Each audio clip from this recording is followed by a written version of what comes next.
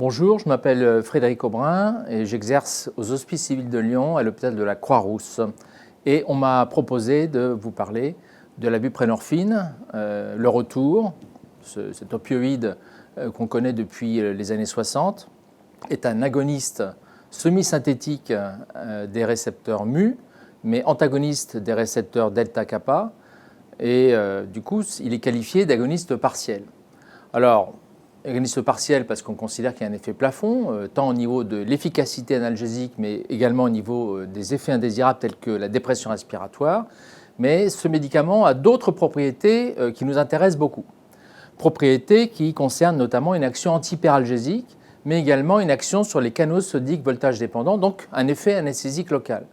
Il n'y a pas d'interaction avec on va dire la fonction rénale, puisque le métabolisme il est hépatique, élimination fécale, donc on peut l'administrer chez les patients qui ont une défaillance rénale. C'est un médicament qui n'interagit pas non plus avec d'autres agonistes, donc il n'y a pas un effet de sevrage quand on administre ce médicament avec un autre morphinique.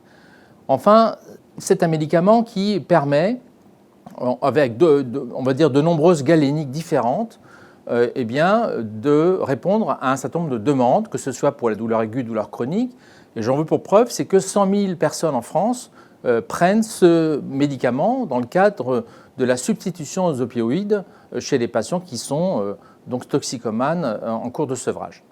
Donc il y a un vrai, on va dire, challenge de se poser effectivement ce type de questions. Est-ce qu'il faut remettre la buprenorphine au goût du jour? Est-ce que ce médicament apporte des bénéfices? Alors, ce médicament est plus puissant que la morphine, à hauteur de 25 ou 50 fois plus puissant, mais il est vrai que la plupart des travaux datent des années 80-90 et il est extrêmement difficile de se faire une idée pour le moment de la réelle efficacité, puisqu'il y a très peu de travaux récents et avec des résultats discordants concernant la bonne dose qu'il faut administrer aux patients et par la bonne voie d'administration. Voilà. Donc j'essaierai d'être convaincant tout à l'heure ou demain concernant cette présentation. Je vous remercie beaucoup.